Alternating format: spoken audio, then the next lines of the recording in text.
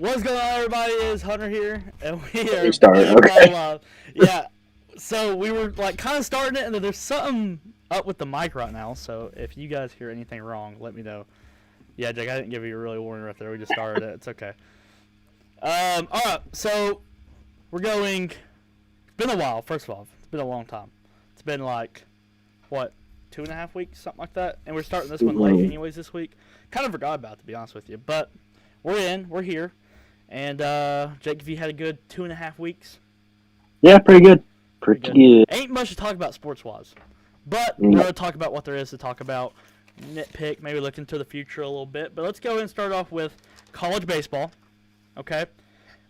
College baseball, Jake, you ended the season. Remember, you were trying to get the 500 right there, those last two games, but you split those last two games. And you went, I think this says, let's see here, 13-15. That's what you finished with. And I went pretty bad. I went like 11-16. So nowhere near as good as you did, but we both did pretty bad. So next year we need to improve our college baseball thinkings, I guess.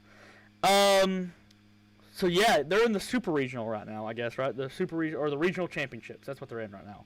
Regional, yeah. Yeah, regional championships. And then, so who do you think is going to be a World Series champion? We're going to do our early predictions so far for college baseball. Who do you think is going to be the World Series champion for this year? So, I would say Tennessee usually, but they're the best team, and the best team rarely wins it. Yep. But Vanderbilt was the best team a couple of years ago, and they won it. So I'm going to go Tennessee cautiously. Like, it would not shock me if they lost at all. Yep. Because it's baseball. I'm going to go Tennessee, though. Have to. 100% agree with you. I'm in the exact same boat. I got Tennessee, but very cautiously, like scary cautiously. Yeah. I got Tennessee. I hope they win, and I think they can. I like that team. Their record's so good. It's crazy how good their record is compared to who's right behind them. And it's crazy. Yeah, I was looking at it today, and I was like, wow, that's pretty crazy. So, yeah, I got Tennessee. Not 100% confident, but I got Tennessee. College basketball headliners, I literally have to use, like, for the people who's watching, I have a flashlight. Oh, that covers up my face like a ghost. Okay. I have a flashlight right now because it's so dark in this back room to read what I'm telling you guys. So, bear with me here. All right. So, Baylor and Gonzaga. Oh, this is college basketball headliners. I already said that, but here you go. Baylor and Gonzaga have set their rematch. So, they'll play each other in the year this year. I think that's pretty cool. Like, it's cool. Yeah. I think that's something college basketball has over a lot of the other sports, is that ranked teams will play each other all the time in college basketball. Like, just cross, like, they'll just match up. Because their games don't, their regular season games don't mean as much as they do in college football or college baseball, which college baseball, they kind of do that anyways, but they have it's different. So, I think that's cool, and I thought that was cool to add in here. Good for Baylor and Gonzaga to play each other. Something else, Wofford is his name, I guess. Kentucky player dies. Don't know how he died, so don't ask. He was the first 4-year black person to graduate from Kentucky that played basketball for him all 4 years. I thought that was really strange to me. Yeah, it is kind of strange. Yeah, and yeah. he died. I saw it in the thing, so I don't know how he died, so I'm not gonna say how or guess or whatever, but RIP that guy, and I threw that in the headliners. So pay that dude the respects. College football. Top 5 quarterbacks going into the 2022-2023 season. Jake, you want me to start? Well, okay, I'm going to give my honorable mentions first while you think them for a second. Yeah. All right, my honorable mentions are Malik Cunningham, Louisville's quarterback. Think could be really good if he learns how to throw the football. Whoever Clemson's quarterback's going to be. Spencer Rattler, Dylan Gabriel, Will Levis, and Deonne Thompson something. I threw that guy in there off the internet. Other thing I know, Clemson's quarterback. Obviously, Spencer Rattler, South Carolina's quarterback. Dylan Gabriel, Oklahoma's quarterback. Will Levis, Kentucky's quarterback. Those are all my honorable mentions. And, yeah, I think any of those guys could be right there in that 6 to 7 range. Might even bust in the top 5. But that's my honorable mention setting right now. You got your list? Yeah. You got any honorable mentions you want to throw in there?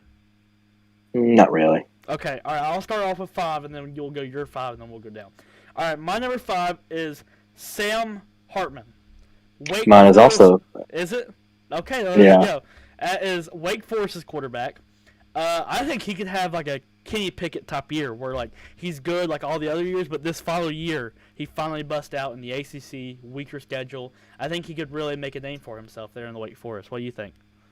Yeah, we watched him play, did we not? He struggled that game, but it was Clemson at Clemson, whatever. Yeah. So yeah, I think he'll be good this year. I could see the Kenny Pickett scenario happening where he just breaks out as a top draft pick. Yeah, I think it makes sense. All right, my number 4 quarterback is Hendon Hooker, Tennessee's quarterback. I think he's easily the most underrated quarterback in all of college football. If you don't know Hendon, I know we're talking on Tennessee train, whatever. But listen, go look up Hendon Hooker's stats, okay? And Jake knows me. I'm not one to give Tennessee credit if they don't deserve it. Hendon Hooker deserves it. Go look up his stats. He definitely deserves it. Jake, who's your Yeah, my number 4 is also Hendon Hooker because there's a lot of guys that have maybe slightly better stats, but then you think Hendon Hooker played less games, and he played like Alabama and Georgia, really, really good teams, and he played really good against Alabama for most of the game, actually. Yeah. So, I'll give him the edge over some of the other guys. Yeah. For that reason. I'm really excited to see what he does this year. That's why he's on top 5 list. All right, my number 3 is Caleb Williams, USC quarterback. He has a lot of pressure on his shoulders can you do it with USC? Because he struggled at Oklahoma, but can you do it with USC? That's my question here. Who's your 3? Yeah, I think we're going to have the same list probably because he's my 3. He's the clear 3, I would say. You could argue that I saw his stats. He had like 21 touchdowns with 4 interceptions. He didn't have a true freshman year necessarily. I mean, he didn't play. He was kind of like the backup at first, was he not? Spencer Rattler was a starter. Yes. For half the season or so. I don't know. Yeah. And but he looks very good, and I think he'll do good at USC. He's got too many good wide receivers there. Yeah, 100%. All right, my number 2 is Bryce Young. Okay. Is that your 2? No, because I was going to do the hot take. I was going to run the same train you are and put Stroud at 1, but I was like, I'm not going to. Yeah, here's why my 2 is Bryce Young. Okay. 1, he has a brutal schedule to play, which could boost him even higher if he does good with that schedule. Then that makes him even better.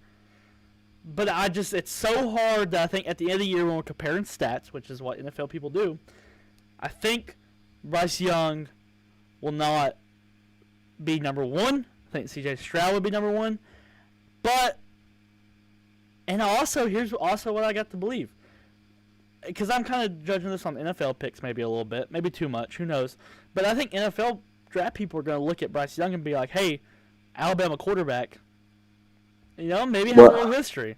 But Ohio State quarterbacks, I guess you could say. Yeah, I was going to say, you could say the same thing. But, yeah, Bryce Young, I think, I think the schedule's too hard for him. Not too hard for him. I just think it's hard enough to steal him from that one spot, I guess, is what I'm saying. But I do want to say this. If Bryce Young and C.J. Stroud are the 2 fighting for the Heisman, and Bryce Young has a little less stats than C.J. Stroud, Bryce Young should get it because of the schedule he had to play. Yeah. What do you think? I had Stroud at 2 kind of in default because Bryce Young just won the Heisman, I think Stroud is a better quarterback. I really believe that. I think he'll be better in the NFL than Bryce Young. But for right now, I'm still putting Stroud at 2. Okay. All right.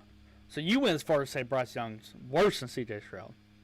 Yeah, I think Stroud. Well, not worse. You know what I mean. I think Stroud will be better. That's what you mean. Stroud will be better, I believe. But they're both very, very good. They're the clear 1 and 2. No debate. Okay. UFC's this weekend. It's a fight night. It's Volkov versus Rosenstruck in the heavyweight division. Big fight for, Volkov's trying to bounce back really fast after getting beat by what's his name? Oh, England guy. What is his name? I forgot it. Wait, Volkov? Yeah. He's bouncing back really fast after fighting Tom Aspinall. And Julian Rosenstruck, really haven't heard much from him ever since he had that little run for a little bit, but he kind of fell back. He's been fighting less competition, a little bit of a win streak. My prediction for this weekend is I'm going Volkov in a decision, though. I think Rosenstruck just ain't there. He's a power guy I don't think he's going to touch him. I don't. I think Volkanov's going to use his range. I think he's going to tip-tapper him. And I think he gets a bounce-back win here in decision. What do you think, Jake? I think this fight is going to suck. Because Rosenstruck is a crazy counter-puncher. Volkov is a point fighter. And he is not going to put himself in harm's way, which I don't blame him. Obviously, you want to win before entertain for a lot of guys. Volkov's one of those guys. I'd rather win. Yeah. I want to say Rosenstruck, but I don't think he's as well-rounded. So I'm going to go Volkov, but I would rather Rosenstruck win. I like him more. I agree with you. I'd rather Rosenstruck win, but I think it is going to be Volkov. Yeah, and the reason because of that is like Volkov's kind of hanging around. You know, he's not a gatekeeper yet, but he's just there. But you know he's not probably going to beat like the champion, but he's just there. So it's like he just fought Aspinall, and he's fighting Rosenstruck. I think he's a little bit of a gatekeeper. He's getting there. If he loses another one or two fights, he'll get into real gatekeeper status. Yeah. Yes, I agree. But right now, I wouldn't call him that yet. Okay. All right, and then we had a fight announced over this past week, which is Whittaker versus Vittori, which is going to be a huge fight night. That's an awesome fight. It's fight night now? Yeah. Nice. Talk about a clash of styles right there. But I'm going to go Whittaker in decision. A great fight. I think it'll be an absolute war. Because here's the way I kind of have it. I have Whittaker as literally a better version of Vittori. In my eyes. That's the way I look at it. The only thing Vittori has better than Whittaker is a chin, and that's it. That's it. I think Whittaker has better wrestling than Vittori, and I think Whittaker has better striking than Vittori. So I'm going to take Whittaker. However, if they get into a fist war fight, I think it'll be a war, but I'm talking about Blair and War and early on, like rounds 1 and 2, Vittori can outlast him and set on him. So, you know what I'm saying? What do you got? So, you know how I feel about Vittori. I put him in the class, one of those guys that if he did not have a chin, he would not have a career. I mean, he would have a career, but you know what I mean. He would not be a top contender if he did not have a chin. Costa would have flatlined him, and a few other guys probably would have as well. I think it'll be actually a really competitive fight, and I will say, if the scenario where Vittori is coming out the gate swinging, his hands look good, I think he could beat Whittaker if his hands look good. I agree. It's the chin deal, because Whittaker has a fine chin, but he's human, you know. Yeah. Vittori's got a granite. Yeah, and also, here's another thing to take into consideration. Whittaker's had 2 shots at the belt. Yeah. He kind of won the last one, though. He did, but I'm just saying, you know what I'm saying? Yeah, I know. It might be time. To randomly start losing. I think Whittaker's going to win, but it'll be closer than people think. Some people will probably give Vittori no shot, but I think Whittaker's going to win. Yeah. Matthew Murray, hey man, how have you been? How's your summer? It's been good. What about yours, homie? All right. MLB. Major League Baseball is on right now. Real quick, the Red Sox are the most unpredictable team I've ever watched in my life. How do you Real quick. Go ahead. You go ahead and finish your thought. I'll say it after you're done. How do you go from being on like a 10-8, whatever they were, win streak, to losing a losing a series against the Orioles, and then you lose the first game to the Reds? The Reds have like 17 wins. What are you doing? Figure it out. Yeah. That can't be. On that, I was going to add, I saw a TikTok like 20 minutes ago. This is the first time the Reds have won in Fenway since 75. Yeah. It's so bad, 75. dude. It's so bad. Shameless is what it is. I had to get that out of my system. All right. Yeah. One of the big headliners that I got from MLB this past week was the Nationals have said that they're not trading Soto. They're not going to trade Soto. I wouldn't either. You wouldn't? No. Okay. You think build around them then? So you think, if you're Nationals, do you make moves this offseason? You have to start building something, yeah. I mean, you can't waste Juan Soto's career away. I mean, he's really young, but you can't bet on him being this great forever. Yeah. You know, you got to win with him when he's playing this good. You know, because by the time they could rebuild, he could have taken a notch down in his skills. So you need to win now, but they're not really ready to, and they're not going to be ready to for a little while. But I hope they actually suck because the Braves are. That's true. That's true. All right. Let's do our MVPs and Cy Youngs. My MVP for the AL right now is Mike Trout. Still, he is batting .302 with 13 home runs and a 1.038 OPS. Those are really good stats. Yeah. Who's your MVP? I also have Mike Trout, and I really hope that, like, coming into maybe 30 games left, Mike Trout and Aaron Judge are neck and neck. Imagine how toxic that's going to be. True. Dude, because Aaron Judge already had one MVP robbed. Yeah. So it'd be funny if Trout barely beat him out this time, and that he'd be 0-2 when he's close to getting an MVP. Judge would. Yeah. But Trout is definitely the best player in the American League. Judge, close second. Yeah. And my MVP for the NL is actually Paul Goldschmidt, who's been on fire as of recent. Yeah. He's batting very good. .352. .352 with 11 home runs and a 1.051 OPS. Yeah. I mean, that is, like, he might not have as many home runs as Mike Trout, but every other stat is significantly better than Mike Trout's. He is on fire. Paul Goldschmidt's always been that consistent. Yeah. I'm still going to say Manny Machado, but, I mean, obviously, Paul Goldschmidt right there, he deserves it, too. Yeah. So, Machado's still the best third baseman in baseball right now. Yeah. Also, something real fast. I have to give an honorable mention out to my boy. What's his face? What is his name? Oh, JD Martinez. I have to give a shout out to my boy JD Martinez. Yeah. He's lining it up. His average is so high. So, good for him. Cy Young AL. I have Martin Perez. He is 4.2. He has a 1.42 ERA. That is bonkers right there. And he has a 0.93 whip. That's a great whip. Good for Martin Perez. I miss him. Come back to Boston. You were we had you in the bullpen at Boston because you were that bad. And you just turned your career around. I'm also going to say Martin Perez. I was like, is that the guy that played for Boston? It is. Yeah. I was like, what happened there? So, yeah. What a shame. I know. But he's playing great. That's sad. It's just sad. All right. Cy Young NL. I still got Pablo Lopez for the Marlins. He's 4.2, 1.83 ERA, 0.98 WHIP.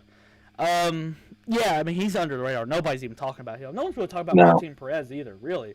It's because they don't have big names. They're playing for smaller market teams as well. That's true. Yeah. But they're both having phenomenal years. And they would have you think they would if the season ended right now, you think they would give it to him? They have to. Yeah. People really have to. And then we'll go into the NBA Finals where I want our prediction on who's going to win the NBA Finals. Before we do that, comics. Oh, no. Comments. Matthew said, pretty good. I got a catching camp I'm going to later in the June. That's good, man. Keep working. And Jada said, my dad was watching but left when you got to UFC. Telling you, he's getting to UFC. It's good stuff. All right, Jake. We're going to start talking about NBA a little bit more on here. Especially because I didn't realize how big of an offseason everything has, I guess, until you start talking about it. Yeah. Warriors and Celtics. I'm kind of a Celtics fan just because I can't get away from them because everyone's hating on Boston right now because they're probably lose to the Reds as we speak. And all Twitter is just how good the Celtics are. But I'm going to get my prediction right off the bat here. I got Warriors in 7. Give me Warriors in 7. I got Warriors in 7. Yeah. I think it'll be a great series. I might even watch a couple games. Shoot, who knows? Yeah, I'm going to watch it, yeah. I've been watching the NBA playoffs. I also have Warriors in 7. I'm tempted to say Warriors in 6, but this Boston team has a lot of fight in them. They're very well-rounded. They do. I think they will take it all the way to 7. Yeah. The Warriors, they have the big 3. They're just really good. I like the Warriors a lot. Yeah. I don't have a favorite NBA team necessarily, but I just like Steph Curry and all of them. They're all pretty good dudes. Yeah. So if I had a favorite, it'd be Charlotte. if I had a favorite, it'd probably be Memphis or Golden State. But I don't want to bandwagon. Yeah. So I'm not really like a huge fan of the NBA. I'm kind of casual, but Yeah, I do have I'm a casual. Warriors We're 7. casuals. Warriors and 7.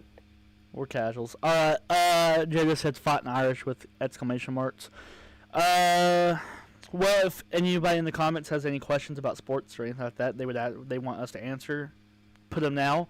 Jake, you got anything to add? Anything else? Oh, I did see something. You know how like they have the football power index on ESPN and the basketball power index. The basketball one gives the Celtics like an 84% chance to win the series. Wow, That's like a huge favorite, and that's big. And the AI or whatever the computer system's on, it's a like monster favorite. It should be a sweep then, really. Yeah, it really should be at that rate. Or we'll lose one game, but I don't think. That's interesting, actually. Yeah, it's weird. Yeah. Okay, well we'll see. We'll definitely see. Got anything else? Trying to think. Give anyone who wants to type a chance at least. What about Well, never mind. I don't know what I was gonna say there. Got any early predictions for Glover and Prochaska? Yuri? Oh, that's a week away, man. it is. Yeah, that's a hard fight to predict because they both have clear paths. Yep. Whoever takes it first will win. Yep. So right now, I'm gonna say Yuri Prochaska on the come up. Glover's kind of wanting to retire. Yeah. To send him out, But I could change that in a heartbeat because it's going to be close. Yeah, I don't know either.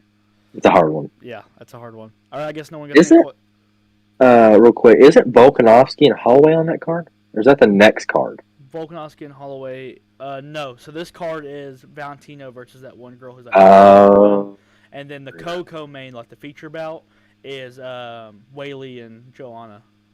Oh, yeah, it's this card. Yeah. That should be fine. Yeah. It'd be I want to see Shevchenko come out the gate swinging, though. She should. I mean, unless this other girl was that good, then make it a good fight. She's 19-1. She's not like a slouch, good. But yeah, but Shevchenko didn't finish Lauren Murphy till the 4th round and stood there. Like, come on. And after the girl division took a big hit after that Rose performance, so they need to come back and fight each other. Yeah, well, it might be time for. Well, we said about Nunes. It could be time. That's what I'm saying. It might be time for Shevchenko to have a Nunes moment. We'll see. I hope not. I don't want that one changes how you view fights when something like that happens. It stuns you a little bit. Yeah. We appreciate you guys for watching. BoogiePod again next week. Like, subscribe, all that good stuff. Go check out the gaming channel, Boogie Gaming, if you guys like video games and you want to go see that.